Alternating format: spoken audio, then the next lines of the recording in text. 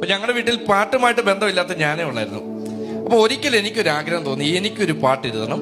അങ്ങനെ പാട്ട് എഴുതാൻ വേണ്ടി ഞാൻ നല്ല സിയോൻ ഗീതാവിന്റെ പുസ്തകം എടുത്തോണ്ട് അകത്ത് കയറി 4-5 വരി അടിച്ചു മാറ്റിയിട്ട് ആരും അറിയാതെ 3-4 വരി എഴുതണം, അല്ലാതെ പാട്ട് വരില്ലെന്നുള്ള കാര്യം എനിക്ക് ഉറപ്പായിരുന്നു.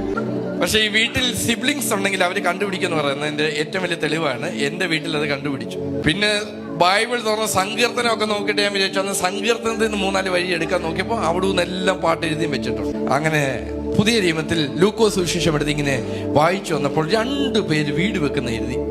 ഒരാൾ ഭയങ്കര വേഗത്തിൽ വീട് വെച്ചു, മണ്ണിനകത്തായിരുന്നു വീടിന്റെ വെപ്പ്.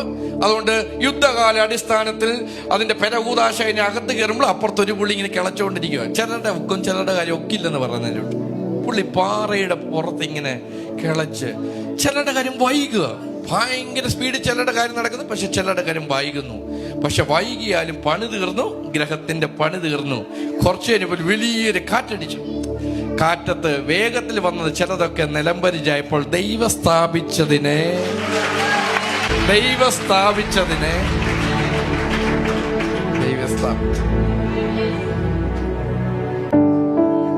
വൻമഴ പെയ്തു, നദികൾ പൊങ്ങി, എൻ വീടിന്മേൽ കാറ്റടിച്ചു.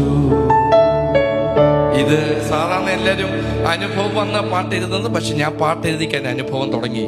എൻ്റെ അമ്മ കിടപ്പായി, കണ്ണു കൊഴിഞ്ഞു, കിഡ്നിക്ക് 2 കംപ്ലൈന്റ്, പുറകിൽ തേയ്മാനം, തലമുടി മൊത്തം പോയി മൊട്ടച്ചയായി, 70 കിലോയിൽ നിന്ന് 40 കിലോ ആയി. എൻ്റെ അമ്മ ഒരു കട്ടിലിന്റെ മൂലയ്ക്ക് കയറി കിടക്കാൻ തുടങ്ങി.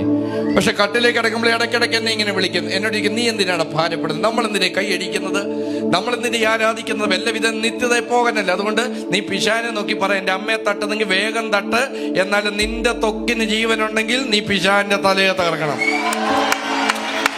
അല്ല, ഞാൻ കിടപ്പായത് കൊണ്ട് നീ മിനിസ്റ്റർ നിർത്താനല്ല പറഞ്ഞത്, ഞാൻ കിടപ്പായാലും നിന്റെ ശുശ്രൂഷ നീ ചെയ്യണം. എൻ്റെ അമ്മയുടെ കട്ടിലിന്റെ ചോട്ടിൽ നിന്ന് തിരുവചനം എടുത്താണ് ഞാൻ ബൈബിൾ കോളേജിൽ പോകുന്നത്. അന്ന് തുടങ്ങിയ യാത്രയാണ്. 2008 അതിനുശേഷം ബാക്കി എഴുതാൻ തുടങ്ങി. നീ തകർന്നിടുവാ നോക്കി നിന്നോരെല്ലാം കാണുന്നു നിൻ മുൻപിൽ വിശാലവാതിൽ.